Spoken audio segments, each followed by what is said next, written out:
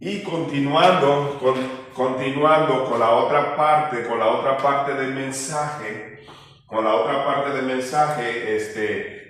porque lo tengo que cortar así, como les digo, todavía no tengo el conocimiento de la tecnología, cómo cortar los mensajes largos, cortarlo. Entonces, ¿me entiende? Algunas cositas, tener que sacarlo, lo que sea. Entonces, me hace falta ese proceso, que poco a poco, bueno, el Señor mandará a alguien que me ayude o a alguien que lo haga por mí.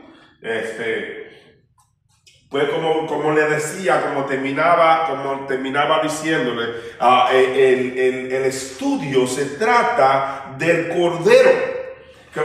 ¿Cuál era el símbolo? ¿Cuál es el símbolo anteriormente del Cordero? El símbolo del Cordero era nuestro Señor Jesucristo. Nuestro Señor Jesucristo era el símbolo del Cordero inmolado en la cruz. La primera parte, o mejor dicho, la primera vez que se menciona,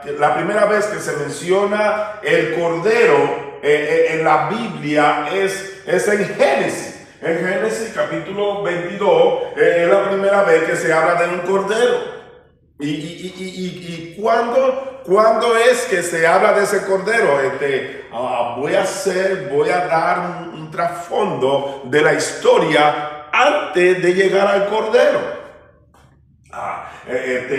Abraham, como padre, pudiéramos decir padre espiritual de nosotros. ¿Y por qué padre espiritual? Porque Abraham creyó y se le fue contada por justicia y por fe. Entonces, ¿qué somos nosotros? Nosotros somos hijos de Abraham por medio de la fe. Nosotros somos hijos de Abraham por medio de la fe. Somos hijos de Abraham. Entonces, por eso Dios le sale a Abraham. Voy a hacer un relato de la historia antes de llegar al Cordero. Dios se le aparece a Abraham y lo llama, y Abraham le cree a Dios, y Dios, dice la Escritura, que Dios decidió hacer un pueblo a través de Abraham. De ahí, de Abraham sale el pueblo de Dios. Como Abraham le cree a Dios, ahí sale el pueblo hebreo. Del pueblo de hebreo salen los judíos y salen toda esta genealogía del pueblo de Dios. Abraham, cuando Dios le llama, dice que se encontraba en Harán, donde con su papá estaba, y de ahí él lo llama y le dice: te voy a mostrar una tierra que fluye leche y miel. Así dice la Escritura, que dice: te voy a mostrar, pudiéramos decir, si tú me crees, yo te voy a hablar, te voy a mostrar una tierra donde fluye leche y miel. Esa es la historia donde Abraham le cree a Dios y no dice que se aparta, sino se lleva a su papá, y hay un proceso para Dios empezar a hablar con Abraham. ¿Y cuál es el proceso? Porque Dios, cuando Dios llamó a Abraham. Pero Abraham quizá en aquel entonces, él toma a su papá y se lo lleva. Y también se lleva a Sara, su esposa. Pero Dios lo llama a él. Cuando Dios lo llama a él, entonces automáticamente él se lleva a sus familiares. Pero hay un proceso donde Dios quiere conversar directamente con Abraham, porque en aquel entonces yo creo que la creencia, y creo que todavía ahora la creencia, es que Dios bendice al padre y por el padre bendicen a los hijos. Aunque Taré, el padre de Abraham, no era creyente. Taré era un idólatra, pero Abraham era diferente, y Dios vio a ese hombre diferente, y por eso Dios se le revela a Abraham. Cuando Dios se le revela a Abraham, entonces Abraham empieza a caminar con Dios. Pero como le decía ahorita, él se llevó a sus padres, se llevó a su papá. Dice la Escritura que cuando muere su papá, el Señor le muestra en realidad el propósito por el cual él va. Y ahí empieza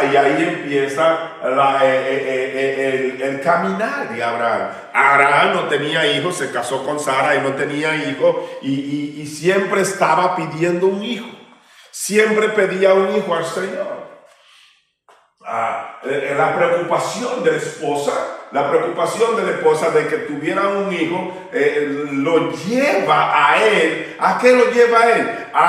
O mejor dicho, a ella, a darle a su sierva como para que tuviera una relación con la sierva, porque tenía una sierva, Sara, y la lleva, y entonces Abraham está con la sierva y queda embarazada. Las escrituras dicen que ella, cuando se ve embarazada, empieza a menospreciar a la patrona, pudiéramos decir, a Sara. Entonces ella empieza a menospreciar a Sara, viéndose ella embarazada, y no voy a llegar muy profundo, pero bueno, lo que ella, la sierva, da a luz, y de ahí nace Ismael. El otro, pudiéramos decir, los judíos y los árabes, los que están ahora mismo en este tiempo peleando, los que están en guerra ahora mismo. Pero bueno, esos son otros 20 pesos, diríamos. Entonces, ¿qué sucede?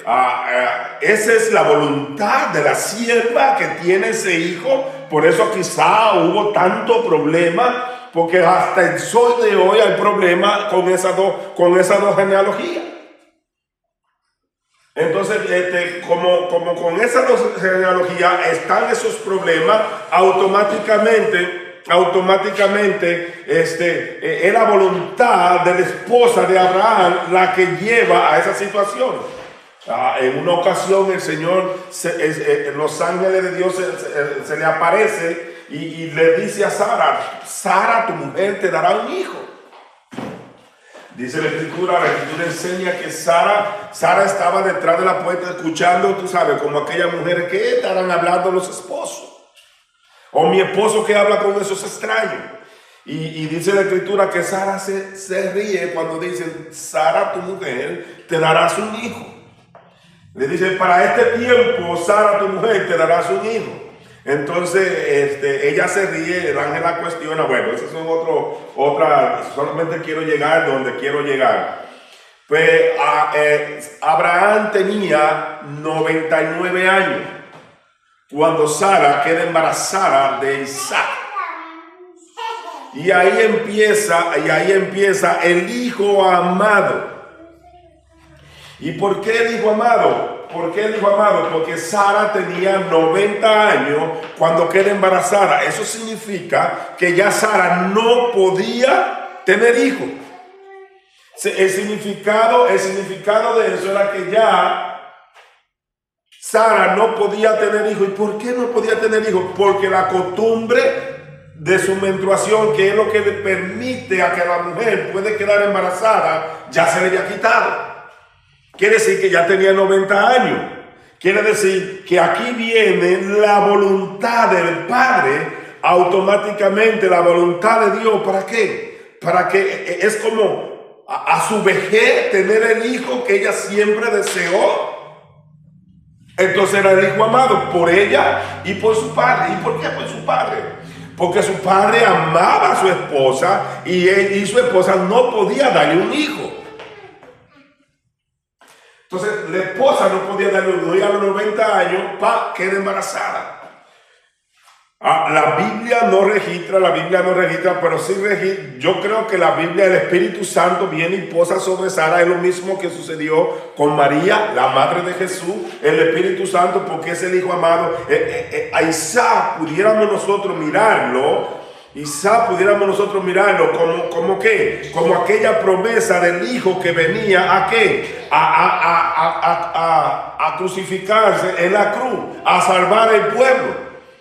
Pudiéramos mirar a Isaac. ¿Por qué? Porque de Isaac sale la promesa de los hijos. ¿Y cuál es la promesa de esos hijos? La promesa de esos hijos es el pueblo judío. Isaac fue, pudiéramos decir, el representante del pueblo judío en aquel entonces. Donde casi estoy llegando, la historia que estoy llegando es esta la historia donde Dios le pide a Abraham, sacrifícame a tu hijo amado. Esa es la historia donde he querido llegar. Por eso he traído ese trasfondo de la historia. ¿Para qué? Para que nosotros podamos llegar y entender el por qué el cordero. Cuando Dios le dice a Abraham, dame a tu hijo, a tu único hijo, al hijo que tú amas, le dice Dios. Pero sabe una cosa, si nosotros ya escuchamos la historia, Abraham tenía otro hijo. Quiere decir que Dios no está diciendo tú no amas a Ismael, sino Dios le está diciendo que él sabía que ese era el hijo que amaba porque la estuvo con la esposa amada. Por eso el Señor le dice, dame a tu hijo, a tu único hijo. Pudiéramos salir un poquito del tema y mirar lo que el hijo de Isaac, Jacob, pudiéramos decir Jacob, sí, Jacob hizo. ¿Y qué fue lo que hizo Jacob? Jacob tuvo 2 hijos, Jacob tuvo 12 hijos, y de los 12, 2 hijos de él fueron de la mujer amada. Y como fueron de la mujer amada, eran los hijos que él más quería. Y incluso, déjame decirle más, mirando la historia de Jacob y de los 2 hijos, los otros 11, pudiéramos decir, quizá Benjamín no, le tenían envidia. ¿Por qué? Porque él sentía que sus hijos amaban, que sus hijos decían, papá ama más a Josué que a nosotros, y le tuvieron envidia. Pero esa es una historia que mejor no me meto ahí, por lo menos ahora no me meto ahí directamente, porque es una historia también representando a nuestro Señor Jesucristo. ¿Y por qué a nuestro Señor Jesucristo? ¿Y por qué nuestro Señor Jesucristo? Porque José fue el representante en Egipto para cuando hubo un hambre bien grande, donde José era el que estaba el representante en Egipto, el que tenía la comida, el que podía dar la comida. Entonces, él es el representante del pueblo de Dios. ¿Por qué? Porque a través de él, el pueblo de Dios fue santificado, fue apartado. En el pueblo de Egipto, el pueblo de Dios lo separó automáticamente. Ustedes saben que los niños así son los niños, que son un poquito, pues son inquietos, los niños son un poquito inquietos. Pero bueno, ya ustedes saben, seguimos aquí. Entonces, esa es la historia de José, que fue a Egipto y ya ustedes saben todo eso. Pero regresando de nuevo a Abraham y a Isaac, Dios le pide a Abraham, dame a tu hijo, a tu único hijo. Y esa es la historia donde la primera vez que se escucha la palabra cordero. ¿Y por qué la primera vez? Quiero que entienda el símbolo por el cual es la primera vez que se enseña la palabra cordero. Es en Génesis capítulo 22, versos del 6 al 8. Ahí vamos nosotros a leer la palabra cordero, donde Abraham e Isaac Abraham fue a sacrificar a Isaac porque Dios se lo había pedido. Ese es el símbolo, o mejor dicho, la película, vamos a decirlo así, es la película que se representó en la tierra, que el Padre iba a hacer ¿qué? Iba a mandar a su hijo a crucificarlo por la humanidad entera. Entonces dice así, Génesis capítulo 22, verso 6, dice, y tomó Abraham la leña del holocausto y la puso sobre Isaac, su hijo, y él tomó en su mano el fuego y el cuchillo, y fueron ambos juntos. Esta mañana cuando yo leía eso, también busqué, o mejor dicho, interpreté lo que dice aquí, lo que dice la leña es símbolo de fuego. ¿Quién es el fuego? El Espíritu Santo de Dios es el que está, es el símbolo del fuego, el Espíritu Santo. Entonces quiere decir que automáticamente ya Abraham coge al Espíritu Santo, dice coge al Espíritu Santo y se va. Cuchillo. También es otra cosa que él toma. Fuego y cuchillo. ¿Cuchillo qué es? La palabra dice que la Biblia es como espada de doble filo que penetra hasta lo más profundo. Hasta discernir los tuétanos, el cuerpo, dice la Escritura, diciendo todos los pensamientos del corazón. Quiere decir que cogió el Espíritu Santo y cogió la palabra, pudiéramos decirlo así, y dice, y fueron ambos juntos. Ahora, cuando dice fueron ambos juntos, no significa que fueron Isaac y Abraham, pero el símbolo del fuego y del cuchillo podemos referir a qué? Al fuego del Espíritu Santo y a la palabra de Dios. Dice el 7, entonces habló Isaac a Abraham, su padre, y dijo, Padre mío, he aquí, Padre mío. Y él dijo, he aquí el fuego y la leña, mas ¿dónde está el cordero para el holocausto? Mira, esta es la primera vez que se menciona la palabra cordero en la Biblia.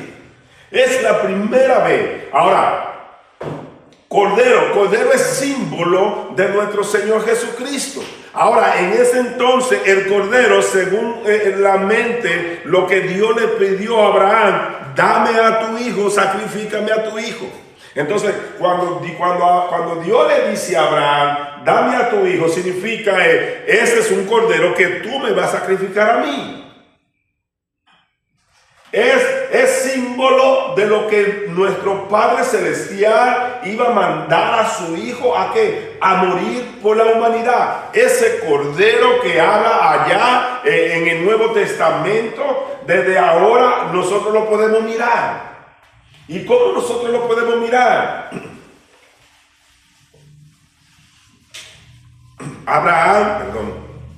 Abraham es símbolo de nuestro Padre Celestial. Isaac es símbolo de nuestro Señor Jesucristo.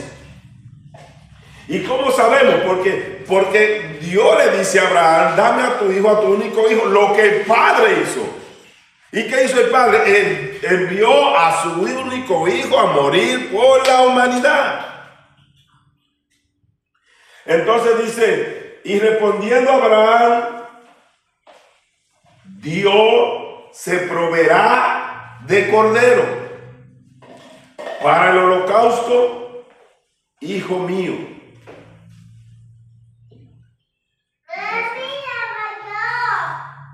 Cuando Dios le dice, cuando Dios le dice a Abraham, y cuando Abraham le dice a Isaac, y respondió Abraham, Dios se proveerá de cordero. Imagínense, pudiéramos pensar que Dios dijo, que Abraham, si olvidamos el porqué, el propósito y por el cual están allí, si nosotros olvidamos eso, entonces no vamos a entender por qué está diciendo eso, por qué Abraham está diciendo eso. Y respondió Abraham, Dios se proveerá de cordero para el holocausto. Imaginémonos esto. Imagínense, Dios se proveerá de cordero. Ahora, ¿qué dice la Escritura? Y que Dios se convirtió en hombre. ¿Para qué? Para morir por la humanidad. Esta es la representación de lo que Cristo y el Padre hicieron en el Nuevo Testamento. Esta es la representación de que Abraham le dice, Dios se proveerá a sí mismo como cordero para el holocausto. Eso fue lo que nuestro Señor Jesucristo vino a hacer a la humanidad. ¿Qué vino a hacer? Vino y se entregó por cada uno de nuestros pecados, porque el símbolo de un cordero era símbolo de limpieza pecaminosa, vamos a decirlo así. Ese era el símbolo de un cordero. El símbolo era limpiar nuestro pecado, que fue lo que hizo nuestro Señor Jesucristo. Y respondió Abraham, Dios se proveerá de cordero para el holocausto. Entendamos, Jesús es Dios. Jesús es el Espíritu Santo. Entonces, quiere decir que el mismo, como dice aquí, entendiendo y dándole entendimiento, Dios se proveerá a sí mismo de cordero. Significa que cuando Cristo viene a la cruz, quien vino a la cruz fue el mismo Padre, el mismo Espíritu Santo, el mismo Hijo de Dios, que nuestro Señor Jesucristo. Vinieron a la cruz. Es la primera vez que se menciona la palabra cordero en el Antiguo Testamento. Ahora, vámonos ahí a sacar desde Génesis a Mateo, donde se habla del primer cordero que hubo en el Nuevo Testamento. Y en el Nuevo Testamento, en Mateo capítulo 1, de 19 al 34,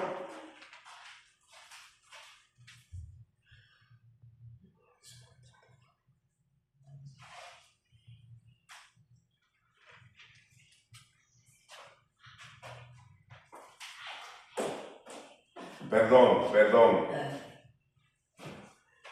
Es Juan. Perdón. Es Juan capítulo.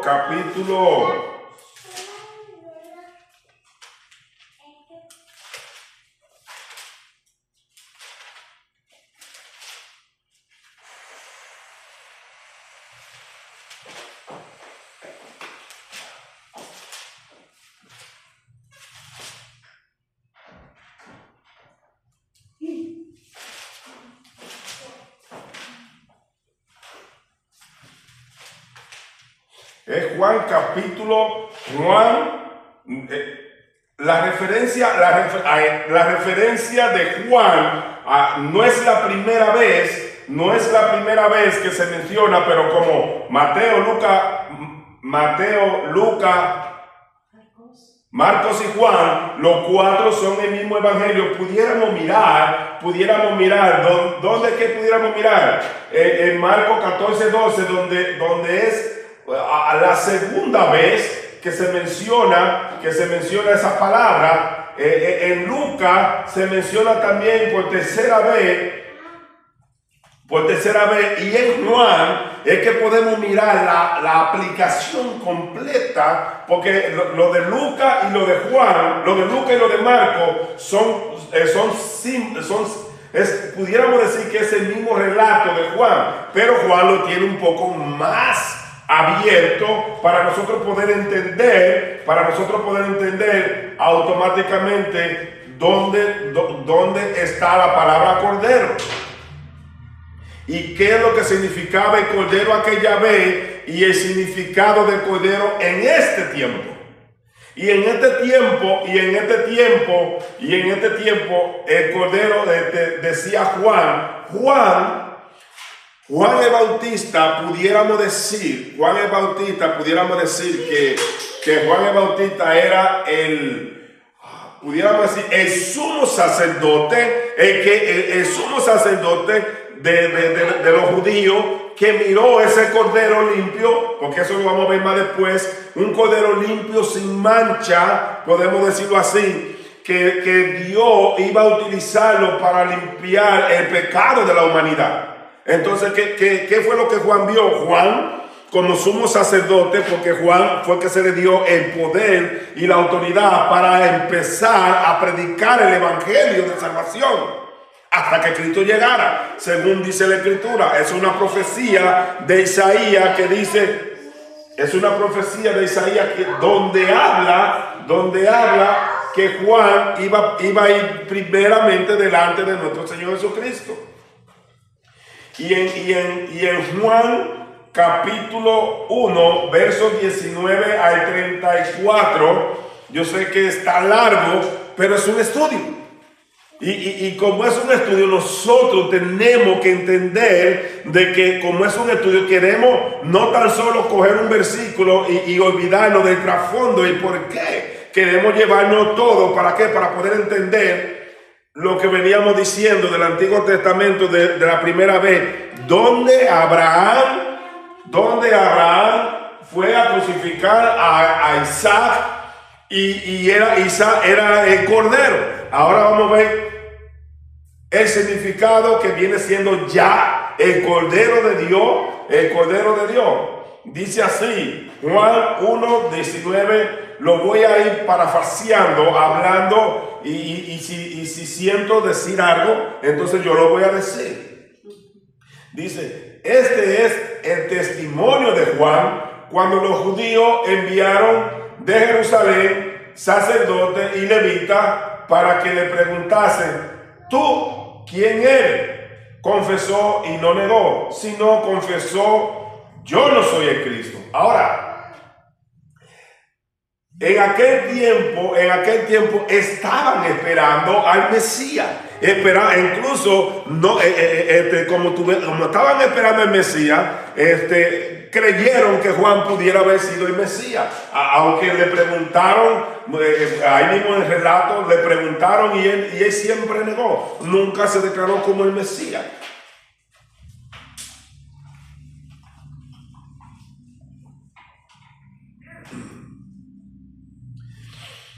El 21 dice, y le preguntaron, ¿qué pues eres tú? Dijo, no soy. ¿Qué pues eres tú? Elías dijo, no soy. ¿Eres tú el profeta? Y respondió, no. Le dijeron, pues ¿quién eres tú? Para que demos respuesta a lo que nos enviaron. ¿Qué dice de ti mismo? Entonces esta fue la respuesta que Juan el Bautista dijo, yo soy la voz de uno que clama en el desierto. Enderezar el camino del Señor, como dijo el profeta Isaías. Eso significa que era una profecía que que Juan venía a enderezar el camino del Señor, a predicar antes de que llegara nuestro Señor Jesucristo. Ese era el propósito y por el cual Juan vino antes de nuestro Señor Jesucristo.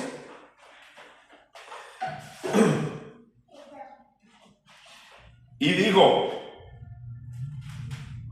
y los que habían sido enviados eran de los fariseos, y le preguntaron y le dijeron, ¿por qué pues bautizas si tú no eres el Cristo, ni Elías, ni el profeta? Quiere decir que en aquel entonces solamente el profeta, Elías o nuestro Señor Jesucristo era el único que tenía la potestad de bautizar. Pero quizá era de bautizar en espíritu, pudiéramos decir, porque en agua, Juan bautizaba en agua. Y Juan le respondió diciendo, yo bautizo con agua, mas en medio de vosotros está uno a quien vosotros no conocéis.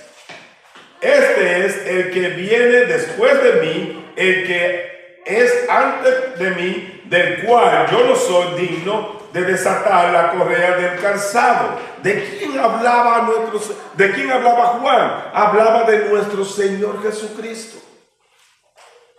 De ese hablaba Juan.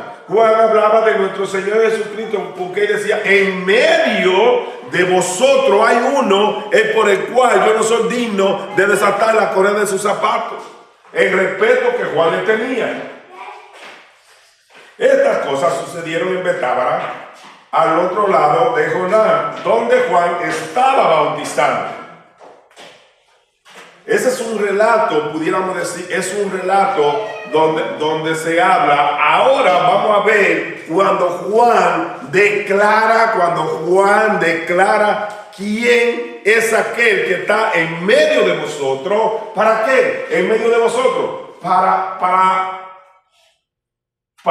hablarle al pueblo de Dios. Dice, el siguiente día vio Juan a Jesús que venía a él y dijo, mira lo que dijo Juan. Dice Juan, he aquí el Cordero, escucha bien, volvemos pudiéramos decir, mirando a Juan, la primera vez que aparece en el libro de Juan, la palabra Cordero. ¿Dónde es la primera vez?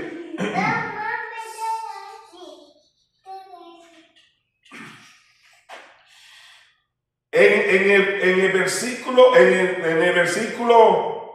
29, en capítulo 1, versículo 29, y el siguiente día vio Juan a Jesús que venía a él y dijo, he aquí el Cordero de Dios que quita, escuchen bien, muchas veces la gente, yo le digo y le digo conforme a esa revelación, cuando Juan, lo que Juan ve, lo que Juan dice, es una expresión al mundo entero. Es una expresión porque dice, he aquí el Cordero de Dios que quita el pecado del mundo. No dice el que quita solamente a los cristianos, solamente a aquellas personas que conocen. No, dice que quita. Ahora, déjeme aclarar muy bien. Porque mucha gente, cuando tú dices, quiere decir que Jesús quitó el pecado de la humanidad. Claro que sí. Y nosotros lo hemos visto en otro estudio. Ahora, nosotros no nos estamos basando a lo que estamos viendo, porque delante de los ojos de los hombres, todos somos pecadores. Dije todo, no dije ustedes. Todos somos pecadores. Ahora, pero si tú me dices a mí que ya Cristo me quitó mi pecado, entonces yo puedo entrar al reino de los cielos. Así no es.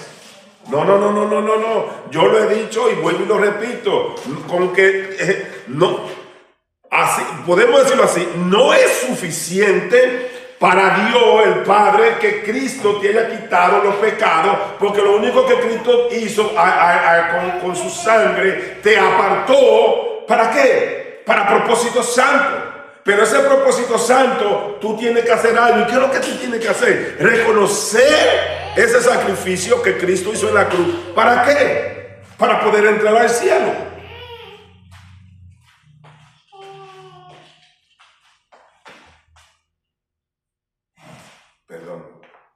Ese es el propósito, por el cual cuando Cristo va a la cruz, aparta la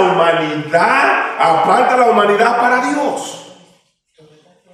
Cuando Él aparta la humanidad para Dios, eso significa, porque según Romanos dice que como el pecado entró por un hombre, cuando el pecado entra por un hombre, automáticamente todos los hombres, dice Pablo en Romano, todos los hombres somos pecadores. Pero la gracia de Dios a través de nuestro Señor Jesucristo dice que es igual. Por esa gracia todos los hombres, entonces seríamos santificados, no justos. Santificados, no justos. Son dos cosas muy diferentes. Pero ya yo he hablado de eso en otros estudios, y yo creo que ya tenemos el conocimiento de que si ustedes escuchan cada estudio mío, yo he hablado de eso, y yo he dicho, y yo lo digo, y siempre lo voy a decir, tenemos que reconocer ese sacrificio de Cristo en la cruz si nosotros queremos entrar al reino del Padre. No hay forma de nosotros entrar al cielo si no es a través de ese sacrificio. Y ese sacrificio ese sacrificio, nos da el poder también de nosotros entrar a la presencia de Dios, porque Dios no mira lo que nosotros hacemos, como muchas veces lo he dicho. Dios lo que mira, lo que Cristo ya hizo en la cruz a favor de nosotros. Y vuelvo a repetir que dice, el siguiente día vio Juan a Jesús que venía a él y dijo, he aquí el Cordero de Dios que quita el pecado del mundo. Este es aquel de quien yo dije, después de mí viene un varón, el cual es antes de mí, porque era primero que yo. Escucha esto, era primero que yo. Si nosotros nos basamos en la vida carnal, pudiéramos decir, Juan está equivocado. ¿Y por qué Juan está equivocado? Porque regresando a la historia, vemos que María, cuando queda embarazada, va a ver a la mamá de Juan. Entonces, ¿cómo? Aquí pudiéramos decir, hay una controversia, porque pudiéramos decir, espérame, pero Juan nació primero que Jesús, pero Juan dice aquí que era primero. Pudiéramos decir, eso es una controversia. Ahora, si nos basamos carnalmente, pudiéramos decir, carnalmente, él era primero que yo, y decir, no, él está hablando mentira. ¿Y por qué? Porque Jesús estaba en el vientre de María cuando María fue a visitar ¿a quién? A la mamá de Juan. Dice la Escritura que Juan, cuando escuchó la voz de María, dice que el niño fue llenado del Espíritu Santo. Quiere decir que Juan nació primero. Pero Juan dice aquí, él era primero que yo. Ahora, espiritualmente hablando, porque ahora nos basamos espiritualmente hablando, claro que Jesús fue primero. Porque Jesús es primero, el principio y el último. Así ha sido. Así ha estado. Juan en esta ocasión, él no está mirando físicamente, Juan está mirando espiritualmente cuando él dice, él era primero que yo.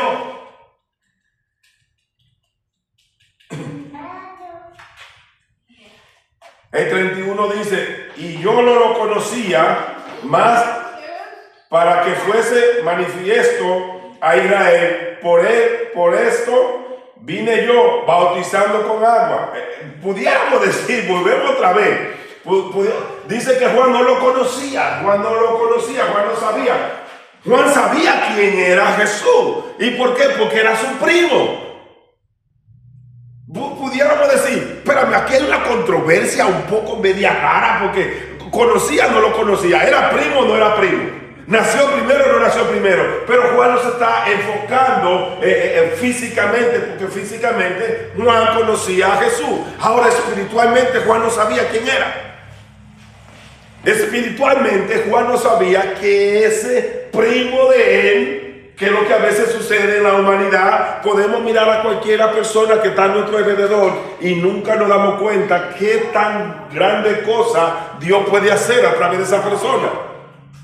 A lo mejor Juan decía Jesús, y todavía con el testimonio que Jesús tenía en aquel entonces, basándonos carnalmente, el testimonio de Jesús era que había nacido sin padre. Ese era el testimonio que Jesús tenía en aquel entonces, de que los comentarios que se escuchaban por ahí, y yo estoy seguro de que María le había sido infiel a José. Entonces quiere decir, porque en una ocasión le dijeron, nosotros tenemos padre, tú naciste de fornicación. Quiere decir que ese era el testimonio que decían. Ahora, cuando Juan dice, yo no lo conocía, dice, y yo no lo conocía, más para que fuese manifestado a Israel, por eso vine yo bautizando con agua. Y dice el 32, también dio Juan testimonio diciendo, vi al Espíritu Santo, todo esto es espiritual, vi al Espíritu Santo que descendía del cielo como paloma y permaneció sobre él. Imaginémonos esta escena. ¿Qué escena? Donde, imagínate, baja el Espíritu Santo como paloma, dice la Escritura, y se posa sobre Jesús. También hay otro relato donde dice que se escucha una voz donde dice que el Padre dice: he ahí mi Hijo amado, en cual tengo complacencia. Ese es otro relato de la historia en otro pasaje donde se habla de eso.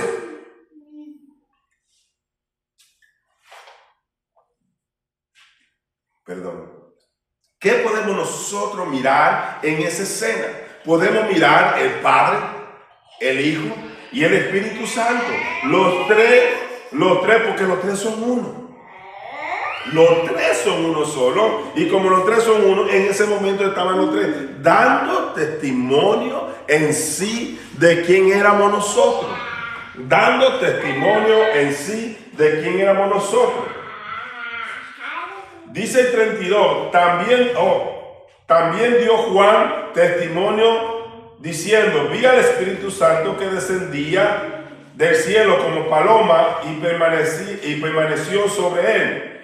Y el 33 dice: y yo no lo conocía, pero el que me envió a bautizar con agua, aquel me dijo: sobre quien tú veas descender el Espíritu Santo y que permanece sobre él, este es el que bautiza con el Espíritu Santo. E inmediatamente cuando Juan vio esa paloma que descendió sobre nuestro Señor Jesucristo, dijo: este es el que bautiza con el Espíritu. Ahí él empieza a conocer quién es Jesús espiritualmente hablando. No como el primo de que ese primo de que jugaban todo el día. No, ya conoció el propósito y por el cual nuestro Señor Jesucristo fue enviado a la tierra. Ese es el mensaje que ahora Juan dice: ahora yo entiendo quién es él, yo entiendo quién es mi primo. Es como decía ahorita mi esposa. Hay un mensaje, hay un llamado que a lo mejor la gente lo ve común. ¿Por qué? Porque vemos a la gente común, pero cuando Dios empieza a trabajar con ese ministerio y Dios empieza a engrandecer, la gente va a decir: no era lo que nosotros veíamos al principio, había otra cosa mayor. ¿Y por qué? Porque nosotros todos lo miramos físicamente, pero espiritualmente no lo miramos. Y Juan dice, para terminar: y yo le vi y he dado testimonio de que este es el Hijo de Dios. Esta es la primera, una de las primeras partes, segunda parte, tercera parte. No sé qué parte es, porque sabe que hay tanta información que el Señor da, hay tanta información que podemos ver a través de la Escritura. ¿Para qué? Para que no tengamos confusión, porque ella misma habla de sí misma. La Escritura habla de sí mismo. Nosotros nada más tenemos que mirar la Escritura y si tú la buscas con propósito, no con propósito de discusión, no con propósito de tú exaltarte, no con propósito de tú enviar, no, el propósito y por el cual Dios la ha dejado plasmada en un libro. ¿Para qué? Para que nosotros hoy tengamos como decir, ahora mismo, úsate el GPS, como el GPS espiritual, pudiéramos decir, para guiar nuestra vida, para guiar nuestro entendimiento, para guiar todo lo que nosotros podamos hacer en esta vida. Y como hoy me acompañó mi esposa, mis hijas, y usted sabe que donde están los niños, la situación siempre está un poco desesperado. Ya los niños los tengo mucho rato acá y están como desesperados. Usted sabe cómo son los niños. Pero gracias mis queridos hermanos por verme acompañado, por seguir acá. Y gracias a mi esposa, mi amada esposa, gracias a mis dos niñas que están un poquito desesperadas, pero ya nos vamos. Y a ustedes, mis hermanos, que el Dios de Abraham, Isaac y Jacob y Padre de nuestro Señor Jesucristo les continúe bendiciendo hoy, mañana y siempre.